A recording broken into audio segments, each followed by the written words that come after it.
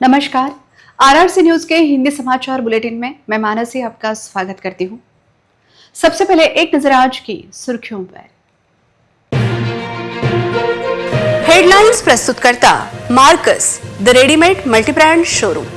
सर्वोत्तम quality, fresh stock, latest designs, reasonable rate. LRT college road, Raghuvanshi मंगल कार्यालय के बाजू में, अकोला। जल संकट गहराया, निधि न मिलने से 84 गांवों की जलापूर्ति ठप होने की कगार पर।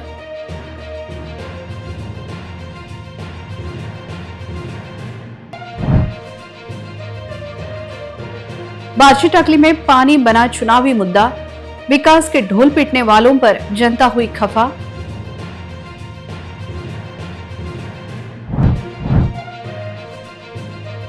सुप्रीम कोर्ट के फैसले से जिला परिषद और नगरपालिका चुनावों का बिगुल बजा।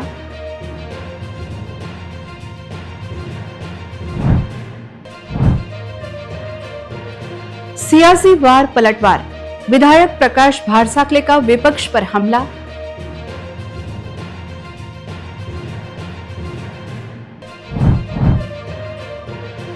वाहन चालकों पर जुर्माने का खतरा, नई नंबर प्लेट लगाने की अंतिम सीमा रविवार को समाप्त।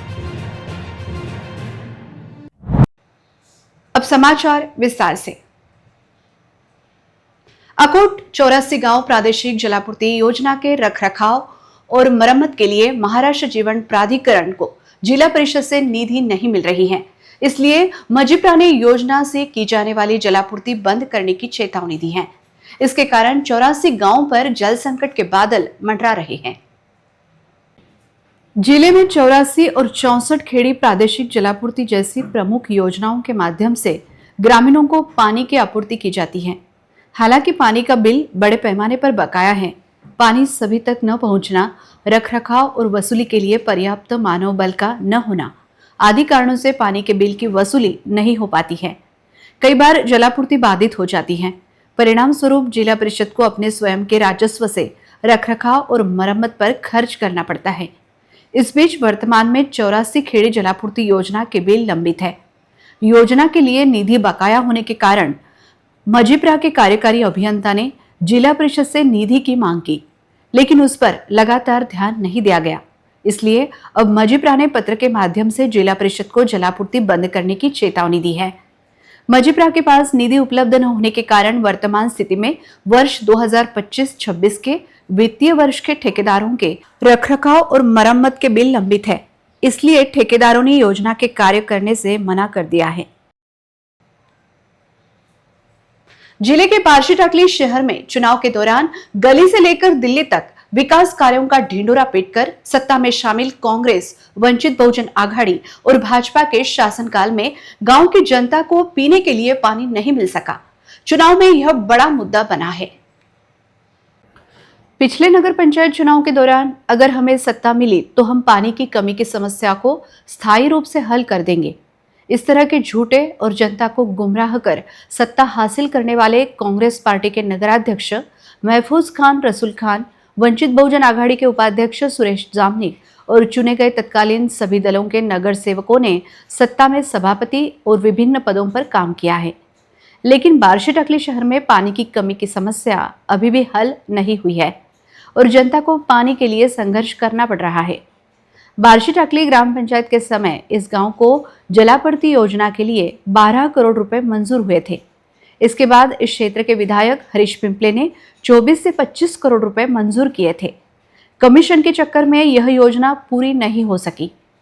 बार्शी टाकली शहर की पानी की कमी की समस्या स्थायी रूप से हल हो, इसके लिए प्रयास होने पर भी सत्ता में बैठे नेताओं ने अन्य व्यक्तियों के कंधे पर बंदूक रखकर न्यायालय में जाकर पानी की कमी के इस काम पर ब्रेक लगा दिया था।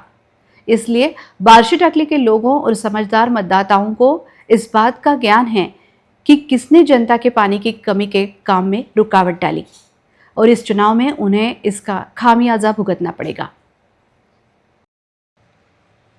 महाराष्ट्र में स्थानीय स्वराज्य संस्था चुनावों को लेकर चल रहे विवाद में आज सर्वोच्च न्यायालय में एक महत्वपूर्ण चरण पार हुआ। इसके कारण जिला परिषद और नगरपालिका चुनावों का बिगुल बज गया है। नगर परिषद चुनाव के तुरंत बाद नगर पालिका या जिला परिषद का चुनाव होता है, यह देखने लायक होगा। सर्वोच्च न्यायालय में राज्य की कुछ नगर परिषदों और नगर पंचायतों में 50% से अधिक आरक्षण दिए जाने के संबंध में दायर याचिकाओं पर सुनवाई हुई। आरक्षण की सीमा लांघने का मुद्दा गंभीर होने के कारण सर्वोच्च न्यायालय ने इस मामले को 3 न्यायाधीशों की खंडपीठ के पास स्थानांतरित करने का निर्णय दिया है।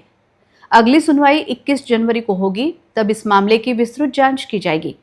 याचिकाकर्ताओं द्वारा चुनावों को स्थगित करने की मांग की गई थी, लेकिन न्यायालय ने इसे नामंजूर कर दिया है। इसलिए राज्य की 288 नगर परिषदों और नगर पंचायतों की चुनाव प्रक्रिया को हरी झंडी मिल गई है। यह स्पष्ट हो गया है कि चुनाव समय पर ही कराने के लिए राज्य चुनाव आयोग तैयार है। न्यायालय ने स्पष्ट निर्देश दिए हैं कि जिन स्थानों पर आरक्षण की सीमा लांघी गई है, वहां चुनाव आदेश के अधीन रहेंगे। आज के सर्वोच्च न्यायालय के फैसले से नगरपालिका और जिला परिषद चुनावों का रास्ता साफ हो गया है और पहले जिला परिषद के चुनाव होंगे या नगरपालिका के, यह सवाल अनुत्तरित है। बलवंत वानखेड़े पहले विधायक थे, बाद में सांसद बने। लोगों ने गजानन लवटे को भी विधायक बनाया, लेकिन उन्होंने अपने मतदार संघ में 1 फुट सड़क भी नहीं बनाई। ऐसा आरोप अकोट के विधायक प्रकाश भारसाकले ने दरियापुर के सांगलुतकर नगर में हुई जनसभा में किया। उन्होंने विरोधकों पर जमकर प्रहार किया।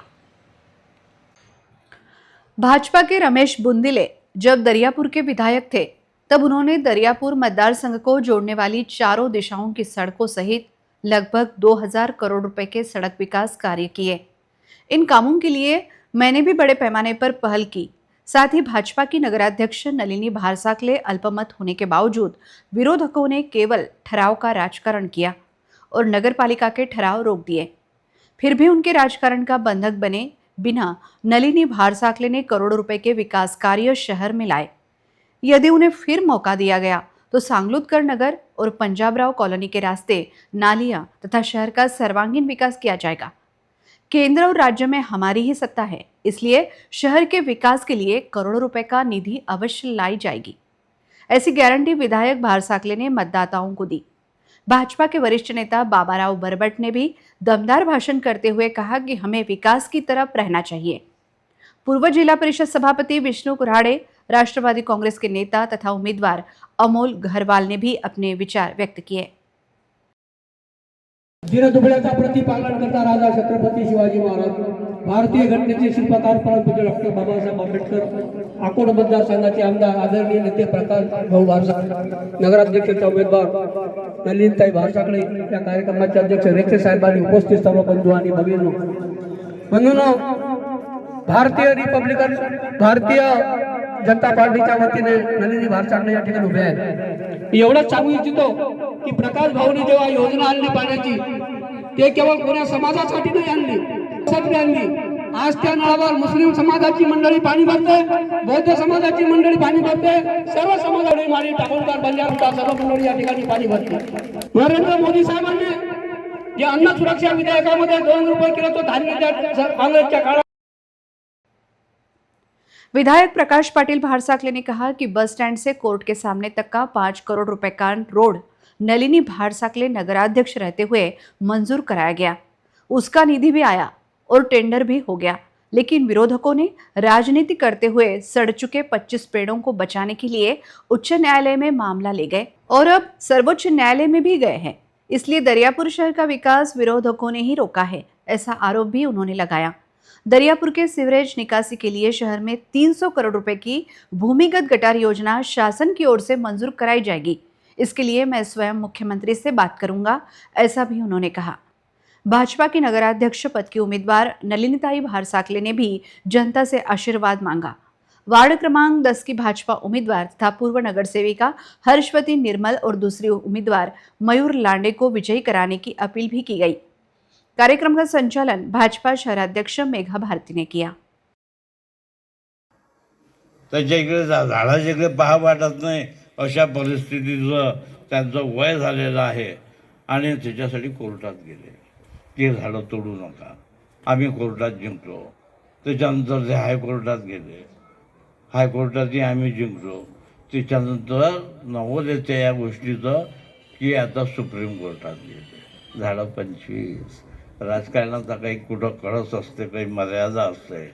हां, आणि तुम्ही 5 कोटीचा रस्ता कोर्टाच्या मार्फत अडवून ठेवला म्हणजे या गावाचं हे दुर्भाग्य आहे आणि त्या दृष्टीनं आपण हा विचार करायचा आहे। या महाराष्ट्रावर काम करणारे सर्व लोक आहेत, देवेंद्रजी फडणवीस आहे आणि त्या दृष्टीनं आपण लाखो करोडो रुपये विकासाच्यासाठी आणू शकतो आणि इथे माझं अटॅचमेंट आहे। या नगरामध्ये मला काही देणं घेणं आहे, हे नगर प्रत्येक वेळेस माझ्या पाठीशी राहिलेलं आहे आणि त्याचा दुरावा होणार नाही हे तुम्हाला मी शाश्वती देतो।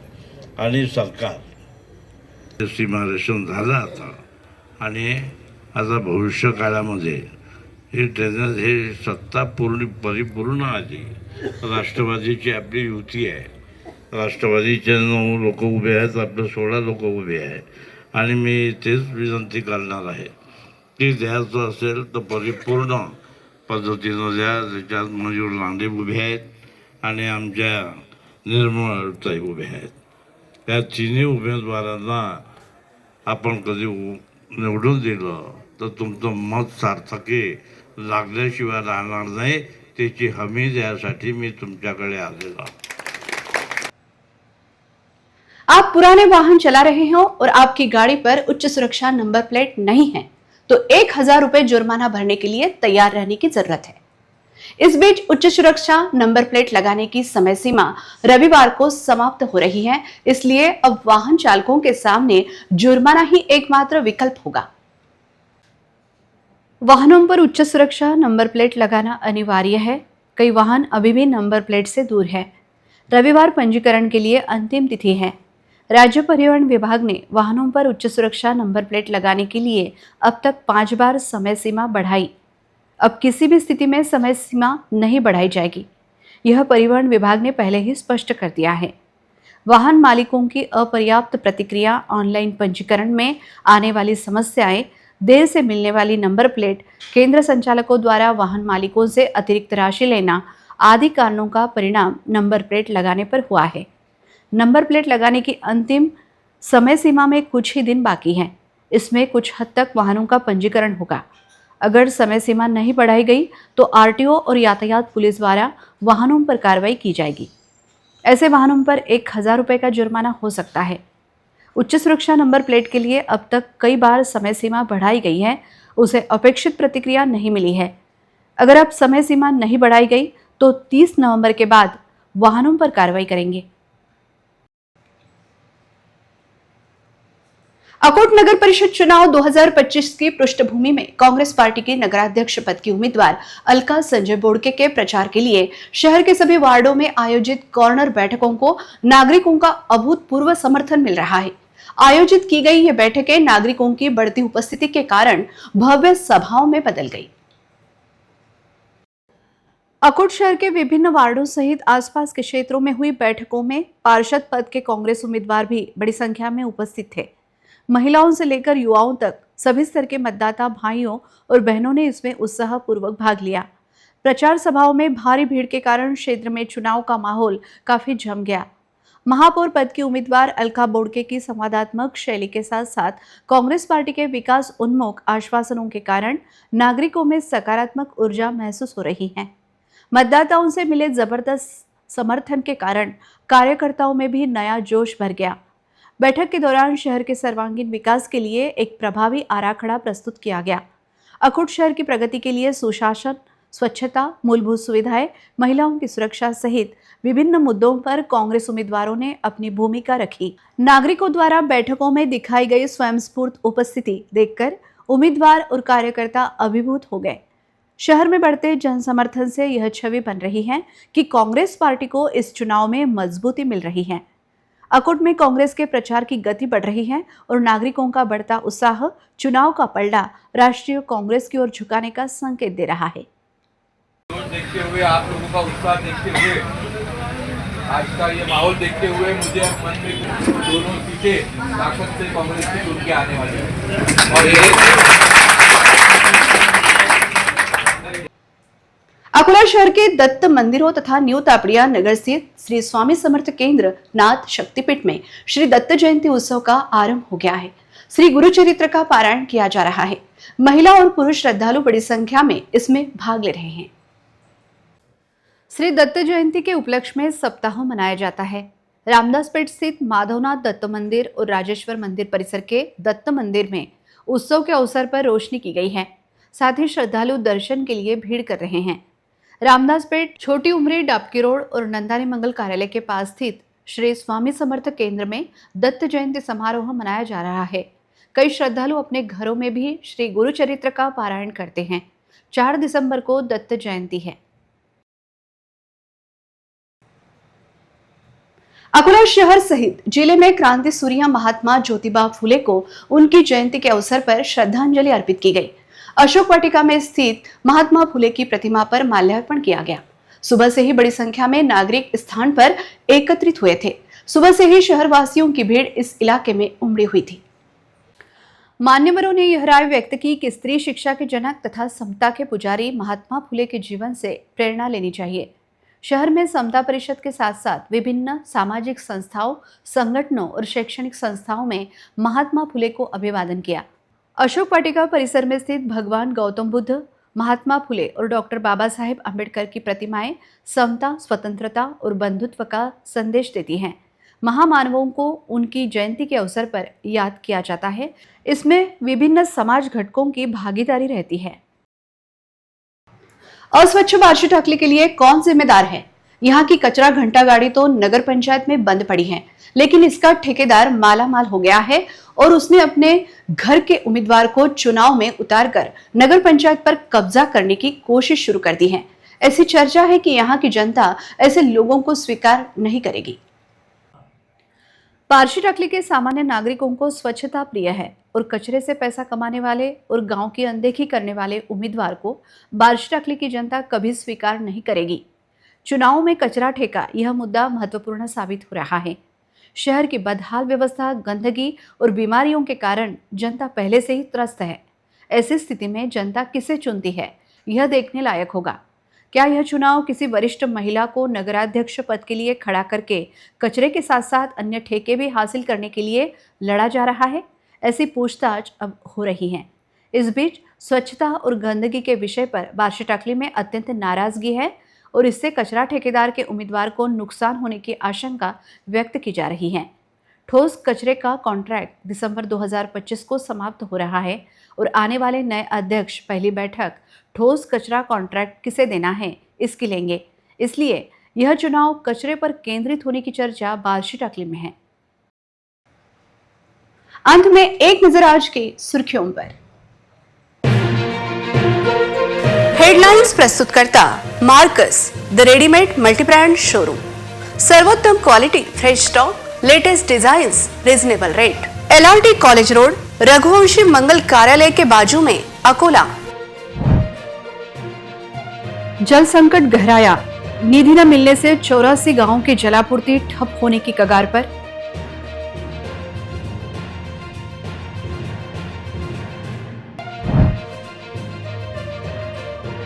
बार्शी टाकली में पानी बना चुनावी मुद्दा, विकास के ढोल पीटने वालों पर जनता हुई खफा।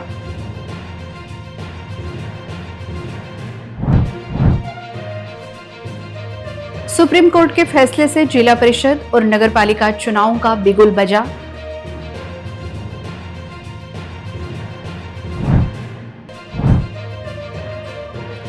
सियासी वार पलटवार, विधायक प्रकाश भारसाकले का विपक्ष पर हमला।